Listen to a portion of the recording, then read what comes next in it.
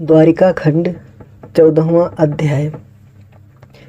द्वारिका क्षेत्र के समुद्र तथा रैवतक पर्वत का महत्व। श्री नारद जी कहते हैं, सबको सम्मान देने वाले नरेश, अब द्वारिकावती और समुद्र के महत्वों का वर्णन सुनो, जो सब पापों को हर लेने वाला, पुण्यदायक तथा उन तीर्थों में स्नान का फल देने वाला है। महिमते, जो वैशाख मास की पूर्णमासी को व्रत रहकर स्नान पूर्वक नदीपति समुद्र का विधिवत पूजन और उसे नमस्कार करके रत्नों का दान करता है, उसके शरीर में तीनों देवता ब्रह्मा विष्णु महेश निवास करते हैं तथा उसके दर्शन मात्र से मनुष्य कृतार्थ हो जाता है।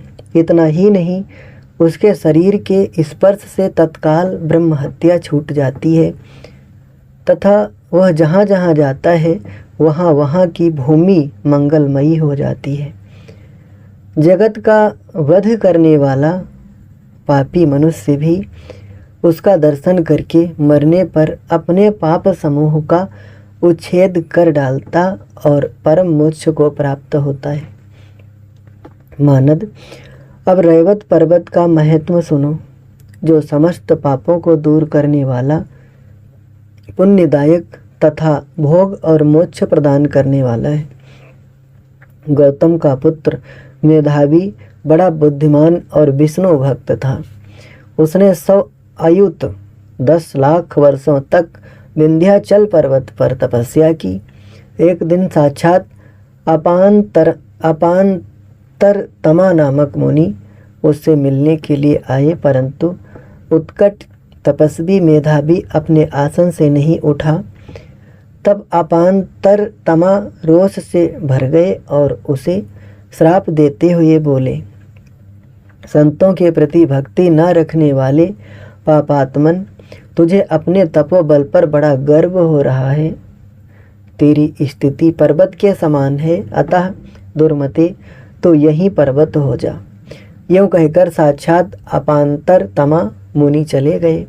मेधावी शैल भाव को प्राप्त हो श्री शैल का पुत्र हुआ, परंतु वह महाबुद्धिमान तपस्वी तथा विष्णु भक्ति के प्रभाव से पूर्व जन्म की बातों का स्मरण करने वाला हुआ।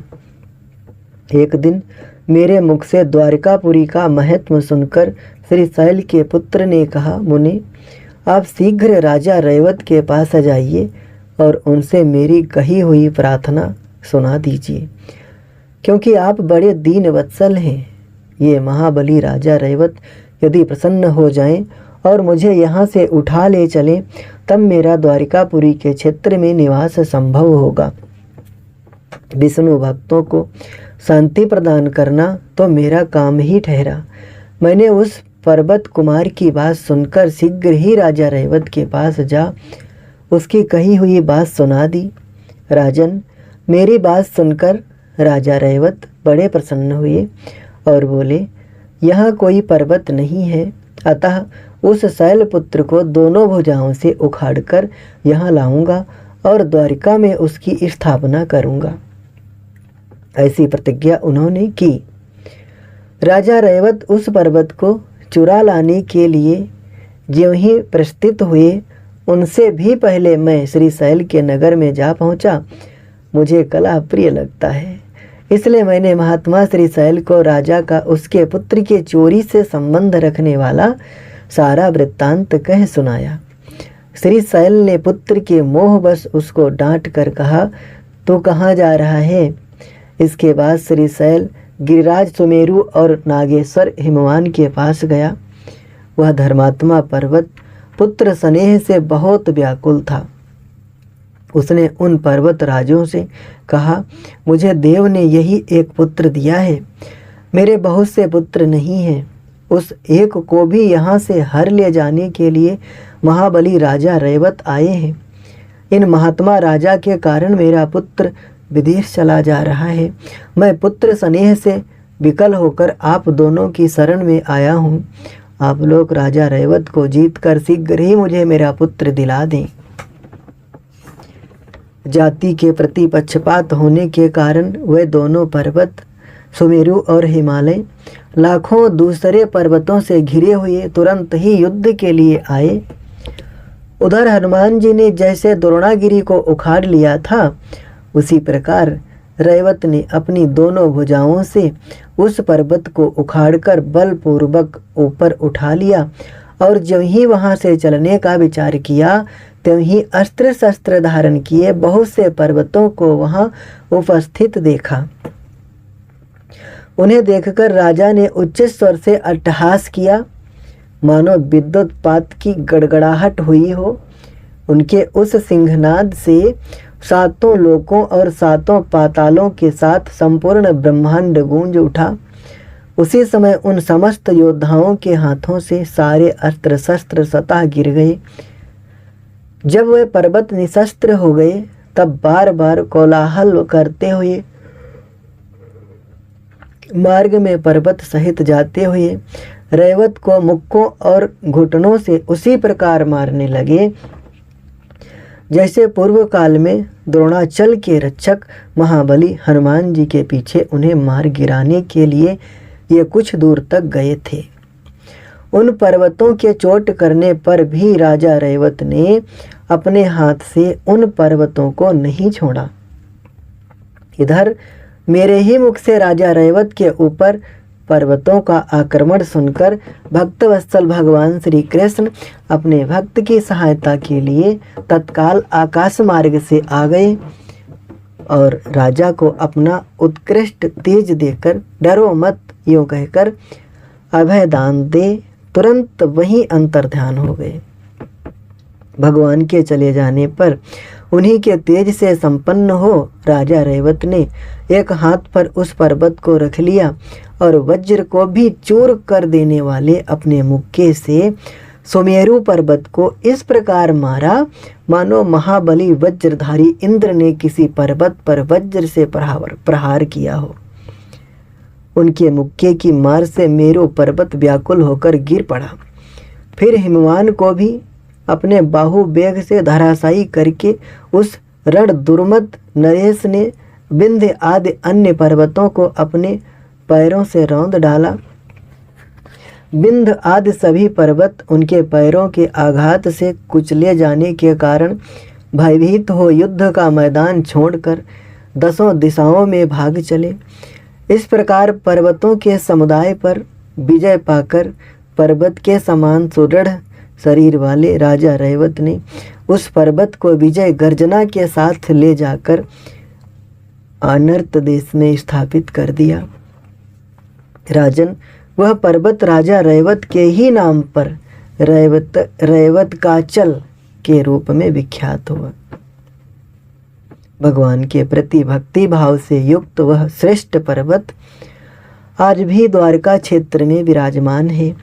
उसके दर्शन मात्र से ब्रह्म हत्या का पाप छूट जाता है। उसके स्पर्श मात्र से मनुष्य 100 यज्ञों का फल प्राप्त कर लेता है। उस पर्वत की यात्रा और परिक्रमा करके नतमस्तक हो जो मनुष्य ब्राह्मण को भोजन देता है, वह भगवान विष्णु के परम पद को प्राप्त कर लेता है। इस प्रकार श्री गर्ग संहिता में द्वारिका खंड के अंतर्गत नारद बहुलास संवाद में समुद्र और रैवत का जल का महत्व नामक 14वां अध्याय पूरा हुआ। 15वां अध्याय यज्ञ तीर्थ, कपिट कंक तीर्थ, नृगकूप, गोपी भूमि तथा गोपी चंदन की महिमा। द्वारिका की मिट्टी के स्पर्श से एक महान पापी का उद्धार। श्री नारद जी कहते हैं, राजन, उस पर्वत पर पूर्व काल में राजा रैवत ने यज्ञ तीर्थ का निर्माण किया, जहाँ एक यज्ञ करके मनुष्य कोटि यज्ञों का फल पाता है। वहीं कपिटंक नामक तीर्थ है जो एक कपि के मार गिराए जाने से प्रकट हुआ था। राजन, रैवतक गिरी पर वह तीर्थ सब पापों का नाश करने वाला है। भौमासुर का सखा एक द्विविध नामक वानर था जो बड़ा ही दुष्ट था। उसे बलराम जी ने वज्र के समान चोट करने वाले मुक्के से जहाँ मारा था वही स्थान कपिटंक तीर्थ है। वह वानर सत्पुरुषों की अवहेलना करने वाला था, तो भी वहाँ मारे जाने से तत्काल मुक्त हो गया। नरेश्वर, उस तीर्थ में स्नान करने के लिए सदा देवता लोग आया करते हैं। कलबिंग तीर्थ की यात्रा करने पर कोटि गौदान का फल प्राप्त होता है। इससे दूना पुण्य शुभ दंडकारण्य की यात्रा करने पर मिलता है। उससे भी चौगुना पुण्य सैंधव नामक विशाल वन की यात्रा करने पर सुलभ होता है। उसकी अपेक्षा भी 5 गुना अधिक पुण्य जम्बू मार्ग की यात्रा करने से मनुष्य को मिल जाता है। पुष्कर तीर्थ के वन में उससे भी 10 गुना पुण्य प्राप्त होता है। उससे 10 गुना पुण्य उत्पलावर्त तीर्थ की यात्रा से सुलभ होता है। उसकी अपेक्षा भी 10 गुना पुण्य नैमिषारण्य तीर्थ में बताया गया है। विदेहराज, नैमिषारण्य भी 100 गुना पुण्य कपिटकंक तीर्थ में स्नान करने से प्राप्त होता है। नैमिषारण्य से भी 100 गुना पुण्य कपिटकंक तीर्थ में स्नान करने से मिलता है। द्वारिका में एक नृगकूप है जो तीर्थों में सर्वोत्तम तीर्थ है। उसके दर्शन मात्र से ब्रह्म हत्या का पाप छूट जाता है। राजा नृग ने अनजान में एक ब्राह्मण की गाय को दूसरे ब्राह्मण के हाथ में दे दिया था। उसी पाप से उन्हें गिरगिट का शरीर धारण करके कूप में रहना पड़ा। दानियों में सर्वश्रेष्ठ राजा नृग भी एक छोटे से पाप के कारण अंधकूप में गिरे और 4 युगों तक उसी में रहे।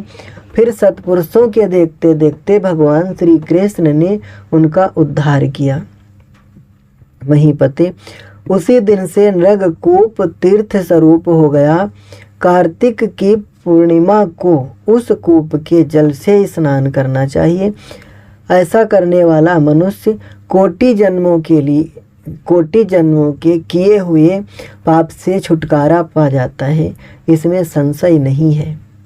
वहाँ विधि पूर्वक जो एक भी गौदान करता है वह निसंदेह कोटि गौदान के पुण्य फल का भागी होता है। राजन, अब गोपी भूमि का महत्व सुनो। जो पापहारी उत्तम तीर्थ है, उसके श्रवण मात्र से कर्म बंधन से छुटकारा मिल जाता है। जहाँ गोपियों ने निवास किया था, उस निवास के कारण ही वह स्थान गोपी भूमि के नाम से प्रसिद्ध हुआ। वहाँ गोपियों के अंगराग से उत्पन्न उत्तम गोपी चंदन उपलब्ध होता है। जो अपने अंगों में गोपी चंदन लगाता है उसे गंगा स्नान का फल मिलता है। जो सदा गोपी चंदन की मुद्राओं से मुद्रित होता है, अर्थात गोपी चंदन का छापा तिलक लगाता है, उसे प्रतिदिन महानदियों में स्नान करने का पुण्य फल प्राप्त होता है। उसने सहस्त्र अश्वमेध और 100 राजसी यज्ञ कर लिए।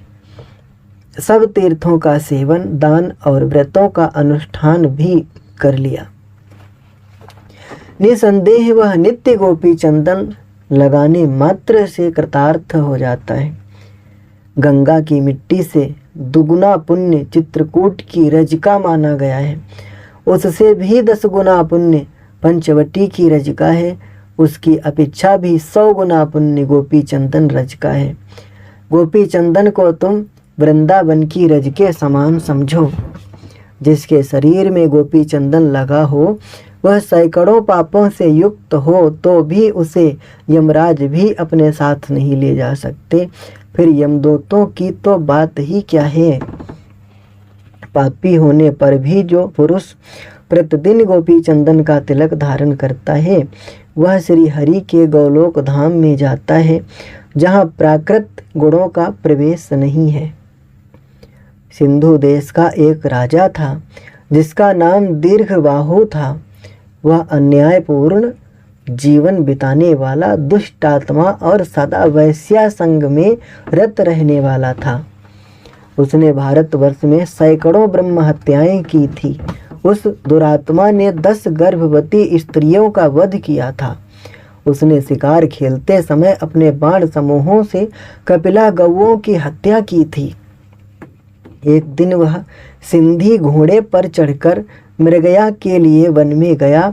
वहां उसके कुपित मंत्री ने राज्य के लोग से उस महाखल नरेश को तीखी धार वाली तलवार से उस वन में ही मार डाला।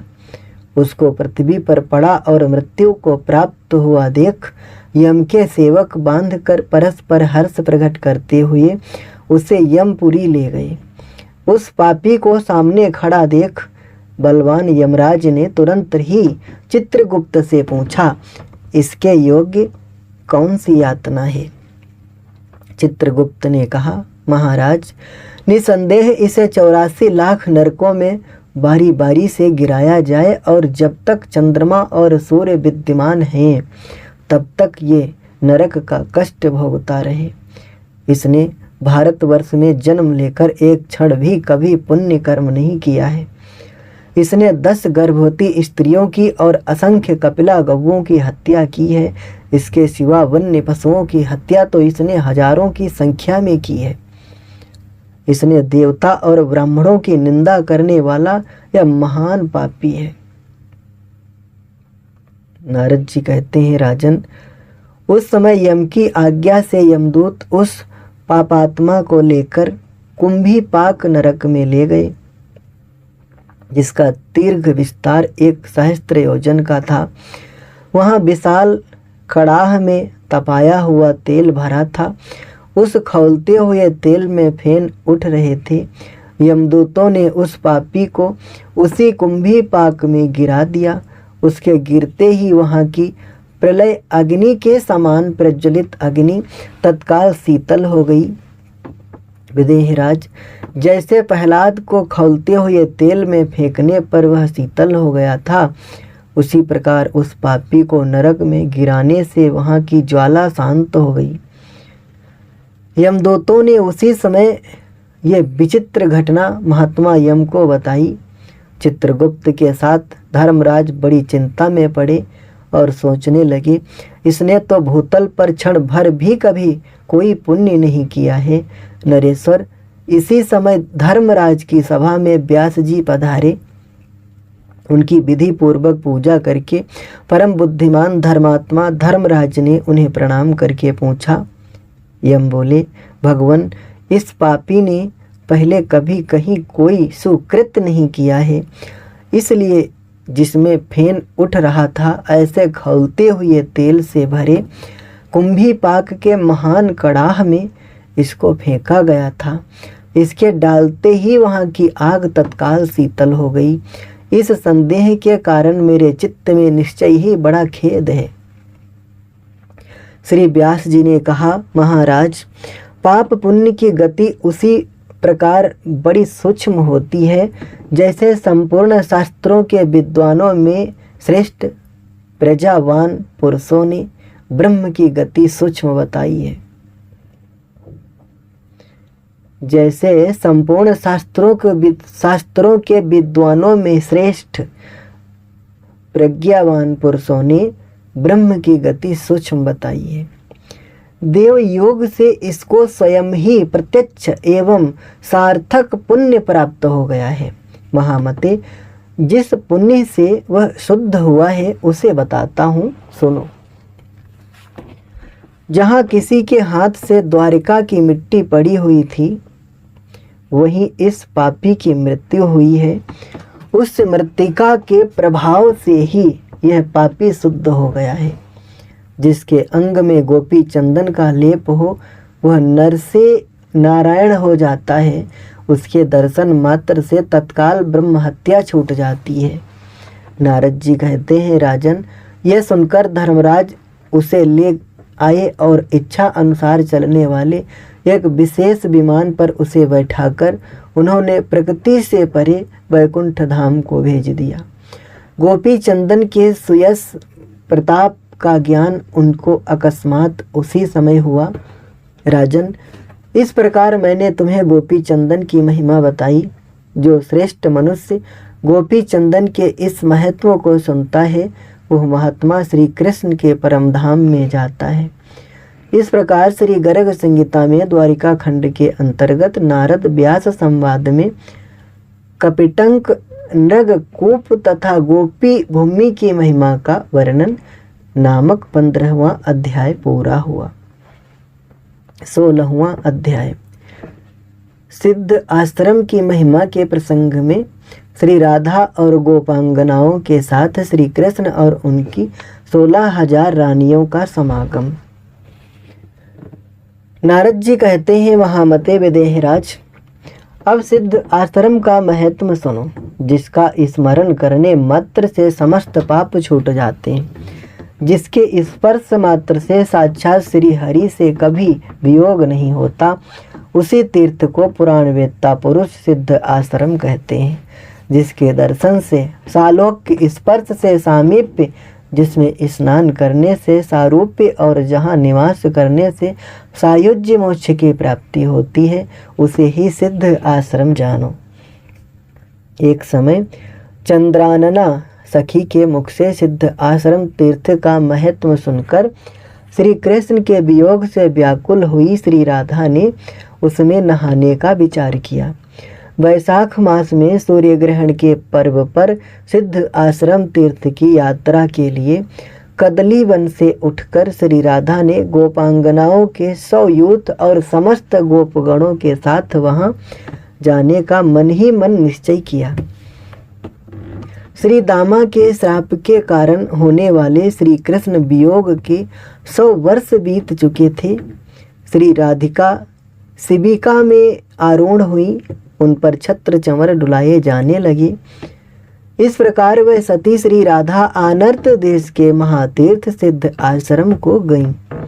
नरेश्वर, वहीं साक्षात भगवान श्री कृष्ण अपनी 16,000 रानियों के साथ यादव गणों से घिरे हुए तीर्थ यात्रा के लिए आए। करोड़ों बलिष्ठ गोपाल हाथों में अस्त्र शस्त्र लिए श्री राधिका की आज्ञा के अनुसार सिद्ध आश्रम की चारों ओर से रक्षा कर रहे थे। गोपियों के 100 यूथ भी बड़े शक्तिशाली थे। वे तथा अन्य गोपांगनाएं हाथों में वेद की छड़ी लिए सिद्ध आश्रम में विधि पूर्वक स्नान करती हुई श्री राधा की सेवा में तत्पर थीं। द्वारिकावासी स्नान की इच्छा से वहां आकर खड़े थे। शस्त्र और वेत्र धारण करने वाले गोपों ने उन्हें मार मार कर दूर हटा दिया। इसी समय भगवान श्री कृष्ण की रानियों ने सिद्ध आश्रम में प्रवेश किया। उन रानियों ने भगवान श्री कृष्ण से पूछा, देवकी नंदन, आप सर्वज्ञ हैं, अतः हमें बताइए ये कौन स्त्री स्नान कर रही है, जिसका वैभव अद्भुत दिखाई देता है तथा जिसका गौरव मानकर समस्त यादव पुंगव यहाँ भयभीत से खड़े हैं। ओहो, ये किसकी प्रिया है, इसका क्या नाम है और ये कहाँ की रहने वाली है? श्री भगवान बोले, यह साक्षात वृषभानु की पुत्री कीर्ति नंदिनी श्री राधा हैं, जो संपूर्ण ब्रज की अधीश्वरी गोपांगनाओं की स्वामिनी तथा मेरी प्राण वल्लभा हैं। ये ब्रज से गोपी गणों के साथ सिद्ध आश्रम में स्नान करने के लिए आई हैं। इन्हीं के गौरव से ये यादव त्रस्त होकर खड़े हैं। इन्हीं का यह अद्भुत वैभव है। श्री कृष्ण की ये बात सुनकर अपने अनुपम रूप और यौवन पर गर्व करने वाली भामिनी सत्यभामा अपने सौतों के बीच धीरे धीरे बोली, क्या राधा ही रूपवती है? मैं रूपवती नहीं हूँ। पूर्व काल में बहुत से लोगों ने मेरी याचना की थी। मैं अपने रूप और औदार्य गुण से सदा ही पूजित रही हूँ। सखियों, मेरे रूप के ही कारण सतधनवा की मृत्यु हुई। अक्रूर और कृतवर्मा को यदुपुरी से पलायन करना पड़ा, जो स्यमंतक मणि प्रतिदिन अपने आप 8 भार स्वर्ण की सृष्टि करती है, जिसके रहने से दुर्भिक्ष, महामारी आदि कष्ट स्वतः भाग जाते हैं तथा जिसकी पूजा के स्थान में सर्प आदि व्याधि, अमंगल और मायावी लोग नहीं रह पाते। मेरे पिता ने वही समयंतक मणि मेरे दहेज में दी थी। उस मणि से मेरे घर में भी संपूर्ण अद्भुत वैभव प्रकट हो गया है। मैं अपने महान प्रेम से श्री कृष्ण को वश में रखती हूँ। उनके साथ गरुड़ पर बैठकर यात्रा करती हूँ। प्राग ज्योतिषपुर में भौमासुर के साथ जो महान युद्ध हुआ था उसे मैंने अपनी आँखों से देखा है। मेरी ही कृपा से तुम सब प्राग ज्योतिषपुर से द्वारिकापुरी में आई और सबकी सब श्री कृष्ण की पत्नी हुई, इसमें संशय नहीं है। मेरी ही बात का आदर करके इन श्री कृष्ण ने इंद्र को छत्र दिया। मेरा ही प्रिय करने की इच्छा से इन्होंने देव माता अदिति को उनके दोनों कुंडल अर्पित किए। देवरात के वंश में ऐरावत के वंश में उत्पन्न बड़े बड़े गजराज जो भौमासुर की संपत्ति थे, मेरी ही इच्छा से महात्मा श्री कृष्ण द्वारा द्वारिका में लाए गए। मेरे ही कारण श्री हरि ने देवराज इंद्र से भी महान वैर ठान लिया। मेरे द्वार पर वृक्षराज पारिजात सदा सुशोभित होता है। मैंने अपने पातिव्रत धर्म से ही श्री कृष्ण को वश में कर रखा है। मैंने समस्त सामग्रियों के साथ नारद जी के हाथ श्री कृष्ण का दान कर दिया था। मैंने समस्त सामग्रियों के साथ नारद जी के हाथ श्री कृष्ण का दान कर दिया था। मेरे समान गौरव और वैभव किसी भी स्त्री को नहीं प्राप्त हो सकता। रूप और उदारता भी मेरे तुल्य किसी भी स्त्री में नहीं है। फिर राधा की तो बात ही क्या है, जिनके रूप पर चेदीराज शिशुपाल आदि ने रणभूमि में श्री कृष्ण के साथ युद्ध छेड़ दिया था। उन रुक्मिणी का रूप सौंदर्य क्या किसी से कम है। सुंदर भौहों वाली बहन रुक्मिणी, तुम क्यों कर रूपवती नहीं हो। सखियों, राधा एक गोप की कन्या है और तुम सब राजकुमारियां हो। सभी धन्य हो, मान्य हो तथा मानवती स्त्रियों में श्रेष्ठ हो। मिथिलेश्वर सत्यभामा के इस प्रकार कहने पर रुक्मिणी आज सभी श्रेष्ठ रानियां मानवती हो गईं। उन सबको अपने कुल, कौशलशील, धन, रूप और यौवन पर गर्व था। वह आठों पटरानियां सबको मान देने वाले श्री कृष्ण से बोली।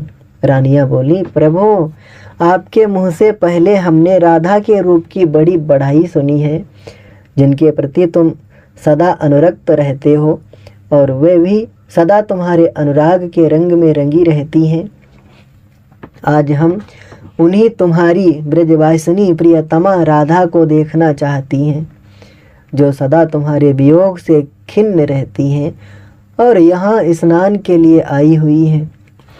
नारद जी कहते हैं, राजन, तब तथास्तु कहकर पटरानियों से घिरे हुए श्री कृष्ण 16,000 रानियों के साथ श्री राधा का दर्शन करने के लिए गए। सोने के रमणी शिविर में जो ध्वजा पताकाओं से सुशोभित था और जिस सुंदर शिविर में चंद्रमंडल की शोभा को तिरस्कृत करने वाला चंदोवा तना था, मोतियों की झालरों से युक्त पर्दा लगा था और जहाँ स्वच्छ वस्त्रों का सुंदर बिछौना बिछा था, मालती के मकरंद एवं इत्र आदि की सुगंध जहाँ सब ओर छा रही थी और उसी के कारण भ्रमरावलियाँ जहाँ मधुर गुंजन कर रही थीं, पटरानी श्री राधा, जिनका चित्त श्री कृष्ण ने चुरा लिया था, विराजमान थीं और सखियाँ हंस के समान श्वेत एवं दिव्य व्यजन डुलाकर उनकी सेवा करती थीं। कोई सखी उनके ऊपर छत्र ताने हुए थी, कुछ सखियां झूले की डोर पकड़कर झुला रही थीं और कुछ इधर उधर आती जाती दिखाई देती थीं। श्री राधा के कानों में बालरबी के समान कांतिमान कुंडल झलमला रहे थे। विद्युत के समान उद्दीप्त माला धारण करने के कारण उनकी मनोहरता और भी बढ़ गई थी। उनके श्री अंगों से कोटि चंद्रमाओं के समान प्रकाश फैल रहा था। वे तनवंगी तथा कोमलांगी थीं। वे अपने पैरों की सुंदर अंगुलियों के अग्रभाग से पुष्पाच्छादित मनोहर भूमि पर अत्यंत कोमल चरणारविंद धीरे धीरे रख रही थी। महाराज, उन श्री राधा को दूर से ही देखकर श्री कृष्ण की वे सहस्त्र रानियां उनके रूप से अत्यंत मोहित होकर मूर्छित हो गईं। उनके तेज से इनकी कांति उसी तरह विलुप्त हो गई जैसे सूर्य उदय होने पर तारिकाएं। उन्हें जो रूप का अभिमान था वह जाता रहा। वे सब रानियां परस्पर इस प्रकार कहने लगी, अहो, ऐसा अद्भुत रूप तो तीनों लोकों में कहीं भी नहीं है। हमने इनके अद्वितीय मनोहर रूप को जैसा सुना था वैसा ही देखा। इस प्रकार आपस में बात करती हुई वे रानियां श्री कृष्ण को आगे करके श्री राधिका के पास जा पहुंची। गोपांगनाओं तथा राजकुमारियों के नेत्र आपस में मिले। इस प्रकार श्री गर्ग संहिता में द्वारिका खंड के अंतर्गत नारद बहुलासो संवाद में सिद्ध आश्रम महत्व के प्रसंग में श्री राधा के रूप का दर्शन नामक 16वां अध्याय पूरा हुआ। 17वां अध्याय। सिद्ध आश्रम में श्री राधा और श्री कृष्ण का मिलन। श्री कृष्ण की रानियों का श्री राधा को अपने शिविर में बुलाकर उनका सत्कार करना तथा श्री हरि के द्वारा उनकी उत्कृष्ट प्रीति का प्रकाशन। श्री नारद जी कहते हैं, राजन, पटरानियों सहित श्री कृष्ण को आया देख गोपांगनाएं अत्यंत हर्ष से खिल उठी और तत्काल जय जयकार करने लगी। श्री राधा सहसा उठी और हाथ जोड़ श्री हरि की परिक्रमा करके अपने कमलोपम नेत्रों से आनंद के आंसू बहाने लगी। उन्होंने श्री कृष्ण के बैठने के लिए एक सोने का सिंहासन दिया जिसके पायों में समयंतक मणि जड़ी हुई थी। पार्श्व भाग में चिंतामणि जगमगा रही थी। मध्य भाग में पद्मराग मणि शोभा दे रही थी। वो सिंहासन चंद्रमंडल के समान गोलाकार था। उसकी पाद पीठिका में कौस्तुभ मणियाँ जड़ी गई थीं। वो सिंहासन कुंड मंडल से मंडित था, पारिजात के पुष्पों से सज्जित और अमृत वर्षी छत्र से अलंकृत था। उन्हें सिंहासन देकर श्री राधा हास्य युक्त मुख से बोली, आज मेरा जन्म सफल हो गया, आज मेरी तपस्या का फल मिल गया। श्री हरि, तुम आ गए तो आज मेरा धर्म कर्म सफल हो गया। श्री सिद्ध आश्रम का स्नान धन्य है जिससे मेरा मनोरथ अद्भुत रीति से सफल हुआ। मैंने तो कभी तुम्हारी भक्ति भी नहीं की, तुम भक्तों के सहायक हो। देव, तुमने मेरी सहायता के लिए इस भूतल पर बहुत से असुरों को मार भगाया, जिससे त्रिलोक विजयी कंस भी डरता था। उस शंखचूड़ को तुमने मेरे कहने से मार गिराया। अरे, मेरे प्रति प्रेम रखने के कारण ही तुमने ब्रजमंडल में देवलोक का वैभव दिखाया। देव, तुमने बलपूर्वक इंद्र का मान भंग किया और मेरे ही कारण ब्रज की रक्षा करते हुए गोवर्धन पर्वत को धारण किया। रासमंडल में गोपियों ने तुम्हारा यथेष्ट आलिंगन किया और तुम उनके वश में हो गए। देव, तुम्हारा यह चरित्र नरलोक की विडंबना मात्र है। श्री नारद जी कहते हैं, राजन, यूँ कहती हुई श्री राधा ने चंद्रानना की प्रेरणा से तुरंत श्री कृष्ण की रानियों पर दृष्टिपात किया और बड़े आदर के साथ उन सबको सम्मान दिया। रुक्मिणी, जाम्बवती, सत्यभामा, सत्या, भद्रा, लक्ष्मणा, कालिंदी और मित्रविंदा से परस्पर गले मिलकर रोहिणी आदि 16,000 रानियों को भी प्रेम आनंदमयी श्री राधा ने दोनों भुजाओं से पकड़कर सानंद हृदय से लगाया। श्री राधा बोली, बहनों, जैसे चंद्रमा एक है किंतु उससे स्नेह रखने वाले चकोर बहुत हैं, जैसे सूर्य एक है किंतु उन्हें देखने वाली दृष्टियां बहुत हैं, उसी प्रकार भगवान श्री कृष्ण चंद्र एक हैं किंतु इनमें भक्ति भाव रखने वाली हम सब बहुत सी स्त्रियां हैं।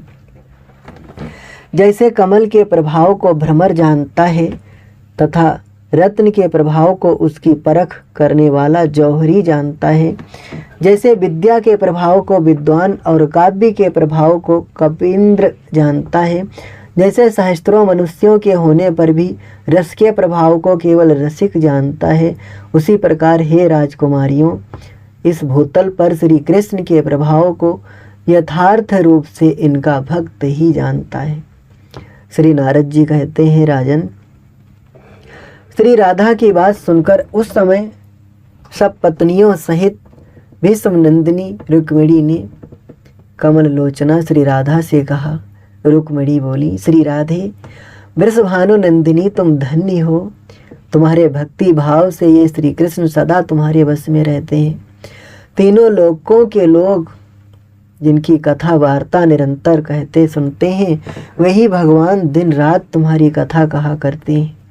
श्री हरि के प्रति तुम्हारे प्रेम भाव का स्वरूप जैसा हमने सुना था वैसा ही देखा। तुम्हारे लिए कुछ भी आश्चर्य की बात नहीं है। देवी, तुम हमारे शिविर में शीघ्र चलो, हम सब तुम्हें ले चलने के लिए ही यहाँ आई हैं। श्री नारद जी कहते हैं, राजन, यूँ कहकर भीष्म नंदिनी रुक्मिणी कीर्ति कुमारी श्री राधा को बड़े आदर से महात्मा श्री कृष्ण के साथ अपने शिविर में ले आईं। सर्वतोभद्र नामक शिविर में, जो कमलों के केसर से सुवासित था, सोने के पलंग पर शिरीष पुष्प के समान कोमल बिछावन बिछाकर, तकिया लगाकर, वस्त्रमाला और श्रृंगार सामग्री से सपत्नियों सहित सती रुक्मिणी ने रात्रि के समय विधिवत पूजा करके उन्हें सुखपूर्वक ठहराया। फिर गोपांगनाओं के 100 यूथों का भी पृथक पृथक पूजन करके उन कृष्ण प्रियाओं ने सबके साथ बहुविध वार्तालाप किया। फिर श्री राधा को वहां बुलाकर वे रानियां प्रसन्नतापूर्वक अपने अपने शिविर में गईं। श्री कृष्ण के पास पहुंचकर रुक्मिणी ने देखा कि वे बैठे बैठे जग रहे हैं। तब उन्होंने श्री कृष्ण से पूछा, स्वामिन, आप सोते क्यों नहीं? श्री भगवान बोले, शुभ्र, तुमने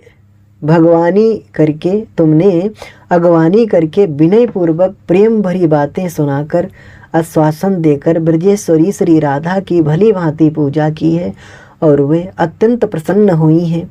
परंतु एक बात की और तुमने ध्यान नहीं दिया। वे प्रतिदिन सोने से पहले उत्तम दूध पिया करती हैं, किंतु सुंदरी, आज श्री राधा ने दुग्ध पान नहीं किया। महामते, इसीलिए अब तक उनके नेत्रों में नींद नहीं आई है और भीष्म नंदिनी, यही कारण है कि मैं भी नहीं सो सका हूँ। श्री नारद जी कहते हैं, राजन, पति देवता की ये उत्तम बात सुनकर रुक्मिणी अपने सौतों के साथ दूध लेकर बड़े आदर से श्री राधा के समीप गईं। सोने के कटोरे में मिश्री मिलाया हुआ गर्म दूध डालकर भीष्मक नंदिनी ने बड़े प्रेम से श्री राधा को पिलाया।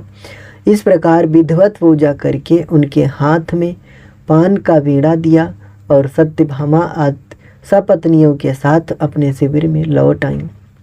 श्री कृष्ण के समीप आकर शुभ स्वरूपा श्री रुक्मिणी अपने द्वारा की गई दूध पहुँचाने और पिलाने की सेवा का वर्णन करते हुए साक्षात श्री कृष्ण के चरणार बिंदों की सेवा में लग गईं।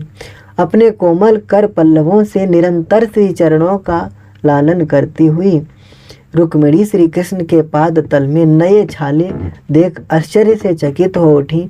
उन्होंने पूछा, प्रभु, आपके चरण तलों में छाले कैसे उभड़ आए हैं? भगवान, ये आज ही उभड़े हैं, मैं नहीं जानती कि इसका कारण क्या है। तब श्री हरि ने श्री राधा की भक्ति को प्रकाशित करने के लिए 16,000 रानियों के सामने स्वयं रुक्मिणी से कहा। श्री भगवान बोले, श्री राधिका के हृदयार बिंद में श्री भगवान बोले, श्री राधिका के हृदयार बिंद में मेरा चरणार बिंद सदा विराजमान रहता है। उनके प्रेम पास में बंधकर वह निरंतर वहीं रहता है, कभी निमेष मात्र के लिए भी अलग नहीं होता। आज तुम लोगों ने उन्हें कुछ अधिक गर्म दूध पिला दिया है। वह दूध मेरे पैरों पर पड़ा और उनमें छाले पड़ गए। तुम सबने उन्हें थोड़ा गर्म दूध नहीं दिया, अधिक गर्म दूध दे दिया। श्री नारद जी कहते हैं, नरेश्वर, श्री कृष्ण की बात सुनकर रुक्मिणी आदि सुंदरियां बड़े प्रेम से उनके पैर सहलाने लगीं और उन्हें सब ओर से बड़ा विस्मय हुआ। वे परस्पर कहने लगी, मधुसूदन, माधव में श्री राधा की प्रीति बहुत ही उच्च कोटि की है। उनकी समानता करने वाली कोई स्त्री नहीं है। ये श्री राधा इस भूतल पर अद्वितीय नारी है। इस प्रकार श्री गर्ग संहिता में द्वारिका खंड के अंतर्गत नारद बहुलास संवाद में सिद्ध आश्रम में श्री राधा कृष्ण समागम के प्रसंग में श्री राधा के प्रेम का प्रकाश नामक 17वां अध्याय पूरा हुआ। 18वां अध्याय। सिद्ध आश्रम में ब्रजांगनाओं तथा 16 सहस्त्र रानियों के साथ श्याम सुंदर की रास क्रीड़ा का वर्णन तथा श्री राधा के मुख से वृंदावन के रास की उत्कृष्टता का प्रतिपादन। श्री नारद जी कहते हैं, राजन, श्री राधा और गोपी गणों का उत्कृष्ट प्रेम जानकर रुक्मिणी आदि राजकुमारियों ने रास क्रीड़ा देखने के लिए उत्सुक हो श्री हरि से कहा। पटरानियाँ बोली, श्याम सुंदर, तुम में प्रेम लक्षणा भक्ति रखने वाली गोप सुंदरियाँ धन्य हैं जो रास रंग में सम्मिलित हुई थीं। उन सबके तप का क्या वर्णन हो सकता है। माधव, प्रभु, यदि तुम हमारी प्रार्थना स्वीकार करो तो वृंदावन में तुमने जिस विधि से रास रचाया था उस विधि को हम देखना चाहती हैं। तुम यही हो, श्री राधा यहीं विराज रही हैं। संपूर्ण गोप सुंदरियाँ एवं ब्रजांगनाएँ भी यही हैं और हम सब भी यही हैं। अतः देवेश्वर, यहाँ रास का आयोजन सर्वथा उचित होगा। जगन्नाथ, तुम हमारे इस मनोरथ को पूर्ण करो। मनोहर प्राण बल्लभ, हमने तुम्हारा दूसरा कोई मनोरथ नहीं प्रकट किया है, केवल रास क्रीड़ा का दर्शन कराओ। रानियों की ये बात सुनकर भगवान हंसने लगे। उन्होंने प्रेम पूरित होकर उन सबको अपने वचनों द्वारा मोहित सी करते हुए कहा। श्री भगवान बोले, अंगनाओं, रासेश्वरी, श्री राधा के मन में भी रास क्रीड़ा की इच्छा हो तो यहाँ रास हो सकता है, अतः तुम ही सब जाकर उनसे पूछो। श्री कृष्ण की ये बात सुनकर रुक्मिणी आदि राजकुमारियों ने श्री राधा के पास जाकर हंसते हुए मुख से अत्यंत प्रेम पूर्वक कहा। श्री रानियाँ बोली, रंभोरु, चंद्रवदने, ब्रज सुंदरियों की स्वामिनी, रासेश्वरी, प्रियतमे, सखी, शील रूपिणी, रास में कीर्ति रानी के कुल की कीर्ति बढ़ाने वाली शुभांगी, हम सब तुम्हारी सखियाँ तुमसे एक बात पूछने आई हैं। रास में रस प्रदान करने वाले रासेश्वर यही हैं तथा रास की अधीश्वरी तुम भी यही हो और अन्य सब गोप सुंदरियाँ भी यही हैं। इसी प्रकार हम सब भी यहाँ हैं, अतः सब प्रकार से रस का आस्वादन करने के लिए तुम यहाँ रास का आयोजन करो। प्रियतमे, ऐसा हो तो यह हमारे लिए अत्यंत प्रिय होगा। श्री राधा ने कहा, सत्पुरुषों पर कृपा करने वाले परम रासेश्वर श्याम सुंदर के मन में यदि रास क्रीड़ा की अभिलाषा हो तो यहाँ रास हो सकता है। अतः मेरी प्रियतमा सखियों, तुम सब परम सेवा शुश्रूषा और पराभक्ति से उनकी पूजा करके उन्हें वश में करो। श्री नारद जी कहते हैं, राजन, श्री राधा की बात सुनकर रानियों ने श्री कृष्ण की कही हुई बात बताई। तब महामना श्री राधा तथास्तु कहकर अत्यंत प्रसन्न हुई। फिर वैशाख मास की पूर्णिमा को उस शुभ एवं पुण्य तीर्थ सिद्ध आश्रम में जब रात्रि का प्रथम पहर प्राप्त हुआ और चंद्रमा की चांदनी सब ओर फैल गई, तब रास क्रीड़ा का आरंभ हुआ। रासेश्वर के रास का आनंद प्राप्त करने के लिए रासेश्वरी श्री राधा तैयार हो गई और उनके साथ रसिक शेखर श्याम सुंदर रास स्थली में उसी तरह सुशोभित हुए जैसे रति के साथ रतिपति मदन। जितनी संपूर्ण गोप सुंदरियां और जितनी राजकन्याएं वहां उपस्थित थीं, उतने ही रूप धारण करके दो दो सुंदरियों के बीच में एक एक श्री कृष्ण शोभा पाने लगे। ताल, वेणु और मृदंगों की ध्वनि के साथ मधुर कंठ वाली सखियों के गीत और उनके नूपुर, कांची आदि आभूषणों की मधुर झनकार का मिला हुआ महान शब्द वहाँ सब ओर गूंज उठा। राजन, करोड़ों कामदेवों के लावण्य को लज्जित करने वाले वनमालाधारी, कुंडल मंडित एवं किरीट वलय और भुजबंदों से अलंकृत पीतांबरधारी श्याम सुंदर रासेश्वर रास में स्वयं रासेश्वरी के साथ गीत गाने लगे। विदेहराज, जैसे तारागणों से घिरा हुआ चंद्रमा शोभा पाता है, उसी प्रकार रासेश्वर श्री कृष्ण उन सुंदरियों के साथ सुशोभित हो रहे थे। मिथिलेश्वर, इस प्रकार वह महा आनंदमयी संपूर्ण शुभ निशा रास मंडल में एक क्षण के समान व्यतीत हो गई। श्री रास मंडल की शोभा देख रुक्मिणी आदि समस्त पटरानियां परम आनंद को प्राप्त हुई। उन सबका मनोरथ पूर्ण हो गया। रास की समाप्ति होने पर रुक्मिणी आदि रानियों ने प्रेम परवश होकर साक्षात परिपूर्णतम पुरुषोत्तम श्री कृष्ण से कहा। रानियां बोली, प्रभु, मनोहर रास अंग में आपकी रूप माधुरी देखकर हमारा मन उसी प्रकार आत्म आनंद में निमग्न हो गया जैसे ज्ञानी मुनि ब्रह्म आनंद में डूब जाते हैं। ऐसा रास दूसरा न हुआ होगा न होगा। माधव, यहाँ गोपांगनाओं के 100 यूथ विद्यमान हैं। सखियों सहित हम 16,000 आपकी पत्नियां भी इसमें सम्मिलित रही हैं। करोड़ों सखियों के साथ 8 पटरानियां भी यहाँ उपस्थित हैं। माधवेश्वर, ऐसा रास तो वृंदावन में भी नहीं हुआ होगा। श्री नारद जी कहते हैं, राजन, इस प्रकार अभिमान प्रकट करने वाली रानियों की बात सुनकर श्याम सुंदर श्री हरि हंसने लगे और बोले, यहाँ का रास सर्वोत्कृष्ट है या वृंदावन का, ये तुम श्री राधा से ही पूछो। तब सत्यभामा आदि सब रानियों ने मनोहारिणी श्री राधा से इसके विषय में पूछा। श्री राधा मन ही मन कुछ हंसती हुई ये उत्तम बात बोली। श्री राधा ने कहा, सखियों, बहुत सी सुंदरियों से भरा हुआ यहाँ का रास भी बहुत अच्छा रहा है, परंतु पहले पहल वृंदावन में जो रास हुआ था उसके समान ये कदापि नहीं था। यहाँ दिव्य वृक्षों और लताओं से व्याप्त प्रेम के भार से झुकी हुई लता वल्लरियों से विलसित और मधुपों से सुशोभित वृंदावन कहाँ है। पुष्प समूहों को बहाती हुई फूलों की छाप से अलंकृत श्याम पट की भांति शोभा पाने वाली हंसों और पद्म वनों से व्याप्त यमुना नदी यहाँ कहाँ उपलब्ध है। फूलों के भार से झुकी हुई माधवी लताएं यहाँ कहाँ दिखाई देती हैं। प्रेम परवश पक्षी कहाँ मधुर स्वरों में गान कर रहे हैं। चंचल भ्रमर गुंजों पुंजों से युक्त कुंज और दिव्य मंदिरों से मंडित निकुंज यहाँ कहाँ सुलभ है।